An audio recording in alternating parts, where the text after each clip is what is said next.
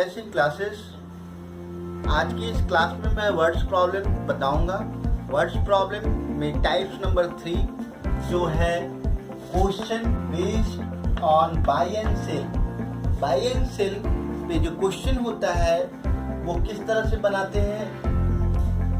जैसे ये क्वेश्चन है, the coach of a cricket team buy 7 bats and 6 balls for ₹3,800. Later, she buys 3 bats and 5 balls for ₹1,750. Find the cost of each bat and each ball. तो ये question है, कैसे solve करते हैं इस तरह के क्वेश्चन को। तो ऐसा मान लेते हैं, लिख the cost of 1 bat equals to X rupees and the cost of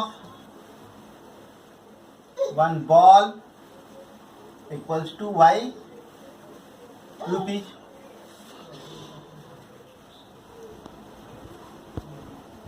according to question क्या कह रहा है कि 7 बैट्स और 6 बॉल का कॉस्ट 3,800 रुपीज है। तो 7 बैट का और 6 बॉल का कॉस्ट दोनों का मिलाकर कितना है, 3,800 रुपीज।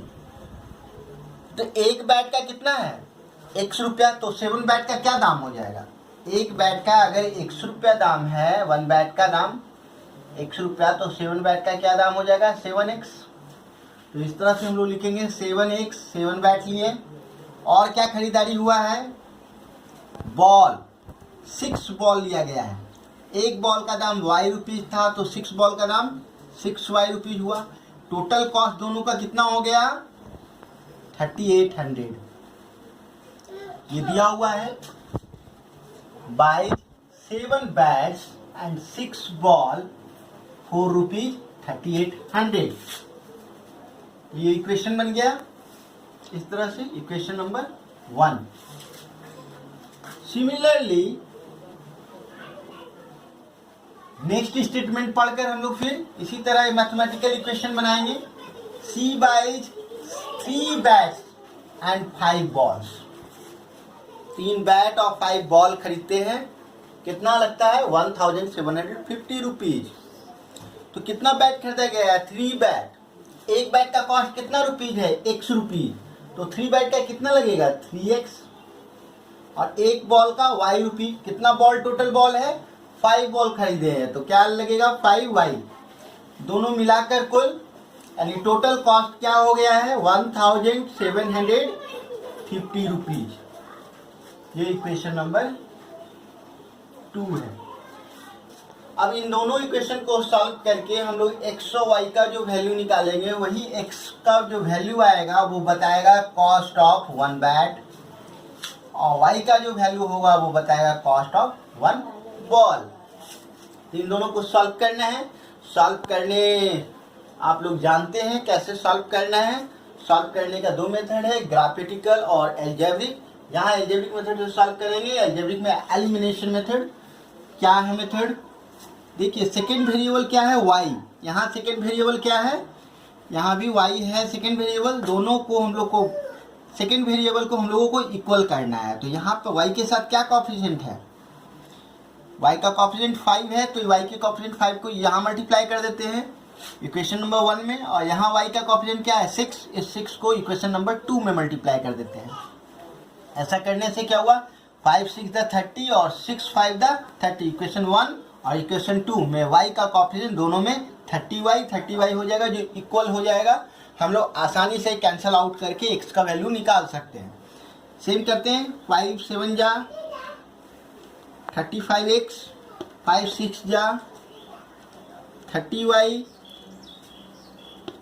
0 से मल्टीप्लाई कीजिए, 0 0, 5 8 जा 40 का 0, कैरी 4, 5 3 जा 15, 4 19,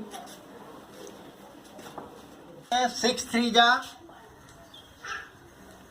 18x प्लस 6 5 जा 30y, 6 को 0 से मल्टीप्लाई 0, 6 5 जा 30 का 0, कैरी 3, 6 7 जा 42 और 3 45 का 5 कैरी हो गया 4, 6 1 जा 6 और 4 10।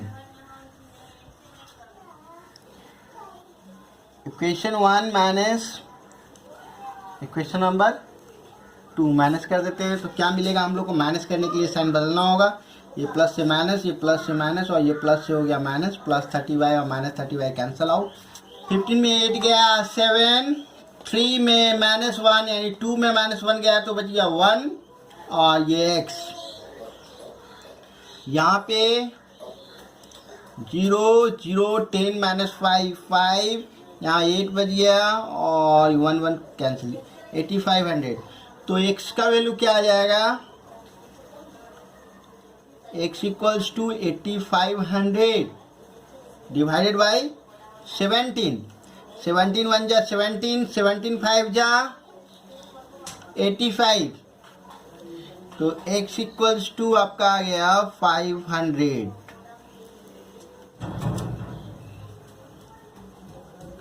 Put the value of x in equation number 1। देखिए इक्वेशन नंबर 1 हम लोगों का क्या है, 7x plus 6y equals to 3800। तो हम लोग यहाँ पे लिखेंगे 7x plus 6y equals to 3800। अब इस पे वैल्यू हम लोग रख देंगे, जो कि x का वैल्यू निकल चुका है कितना 500। x के जगह प्लेस पे 500 प्लस 6y इक्वल्स टू 3800।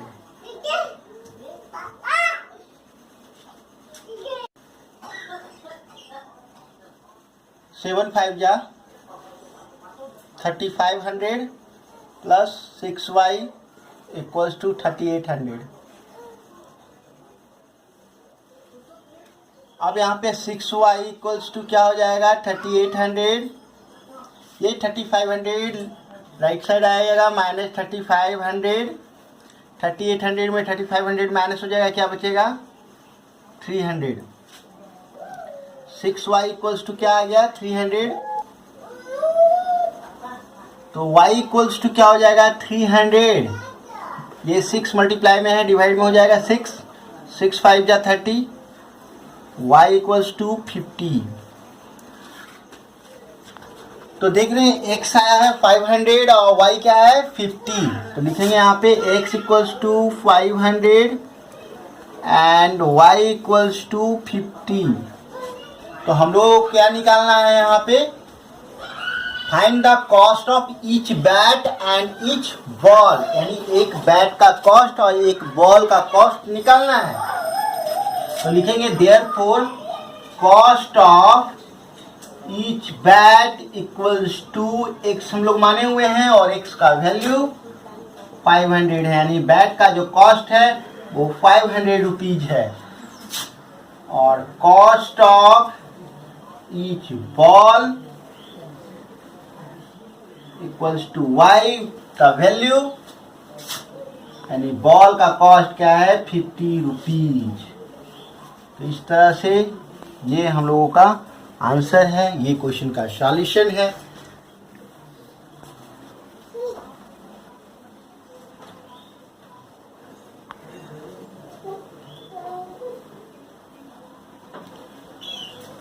तो इस तरह से ये सॉल्यूशन। तो नेक्स्ट क्वेश्चन इस प्रकार से है, Meena went to a bank to withdraw ₹2000। She asked the cashier to give her ₹50 and ₹100 notes only. Meena get 25 notes in all.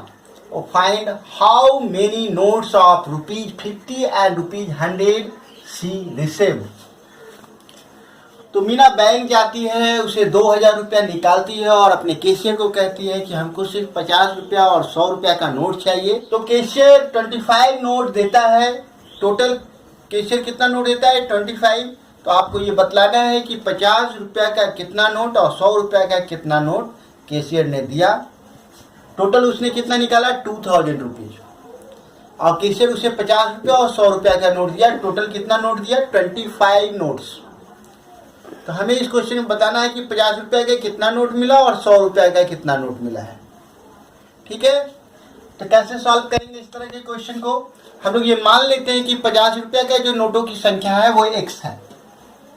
Let number of 50 rupees notes be x and number of 100 rupee notes be y. According to question, total जो note है वो कितना है? 25 note cashier ने उसे दिया है। मीना को कितना नोट मिला, रिसीव की? 25। यानी 50 रुपया का जो नोट का संख्या है उसके पास x है और 100 रुपये वाले नोट की संख्या कितना है? y है। दोनों को ऐड कर देंगे तो 25 आना चाहिए। ये देखिए जो सेंटेंस है वो मैथमेटिकल स्टेटमेंट में कन्वर्ट हो चुका है। Cashier to give her 50 rupees and 100 rupee notes only, Meena get 25 notes in all. तो x plus Y equals to 25, equation number 1। Similarly, again, according to question, जो फर्स्ट स्टेटमेंट है वो क्या है? 2000 रुपीज निकाली है, तो टोटल 2000 रुपीज निकाली है, तो 50 रुपीज का नोट्स कितना है उसके पास? x है। यानी रुपीज वाले नोटों की संख्या x है, तो 50 को अगर x से मल्टीप्लाई कर देंगे तो पता चल जाएगा 50 रुपीज वाले नोटों का अमाउंट ये है, और प्लस 100 वाले रुपीज वाले संख्या कितना है? y है, तो 100 को y से मल्टीप्लाई कर देंगे तो पता चला जाएगा कि 100 रुपये वाला जो नोटों की जो संख्या है टोटल उसका अमाउंट ये है। लेकिन दोनों अमाउंट ऐड कर देंगे तो हमारा 2000 रुपीज होना चाहिए। यही तो इस तरह से ये मैथमेटिकल इक्वेशन में कन्वर्ट हो चुका है। अब यहाँ से क्या कॉमन है? 50 कॉमन है। देखिए तो कॉमन ले लेते हैं 50, तो क्या बचेगा? x 15 2 जा 100 और यहाँ पे 2000, 10 कैंसिल, 5 4 जा 20 यानी 40 आ गया। x plus 2y equals to 40, equation number 2। इन दोनों इक्वेशन से हम लोग x और y का वैल्यू निकाल लेंगे तो पता चल जाएगा कि 50 रुपये वाले नोटों की संख्या क्या है?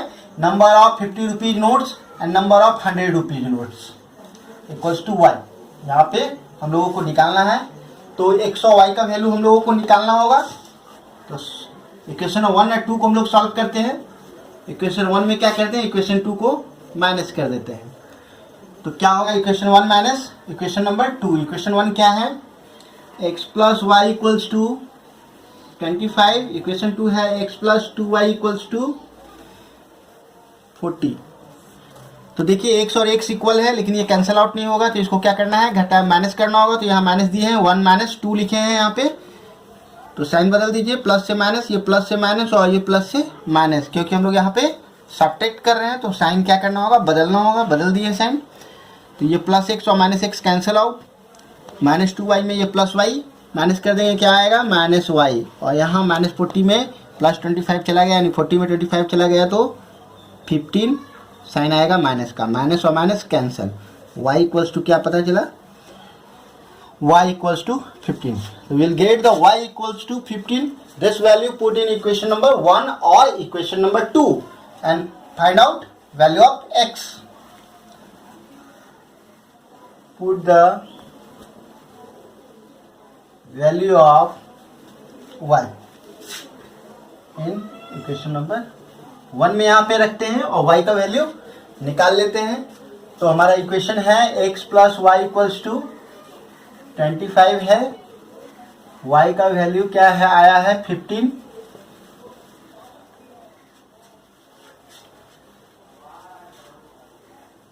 तो x इक्वल्स टू क्या हो जाएगा? 25 माइनस 15, x इक्वल्स टू 10।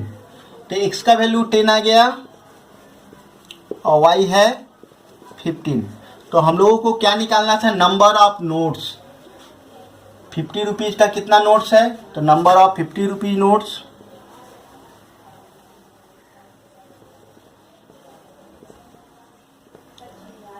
जिसको हम लोग एक्स माने हुए थे 50 रुपीज नोट्स को। देखिए 50 रुपीज नोट्स को क्या माने हुए हैं, एक्स। तो 50 rupees notes X equals to X का वैल्यू आ गया 10 और number of 100 rupees notes equals to Y equals to ये क्या आया है 15। तो यहाँ से पता चल गया कि 50 रुपया की नोटों की संख्या 10 होगी। तो 50 रुपया की नोटों की संख्या 10 होगी यानी 500 रुपया ये हो गया। 50 500 50 इंटू 10 500 रुपीज। और 100 रुपया की नोटों की संख्या कितना है 15। तो 100 रुपये की नोटों की संख्या है 15।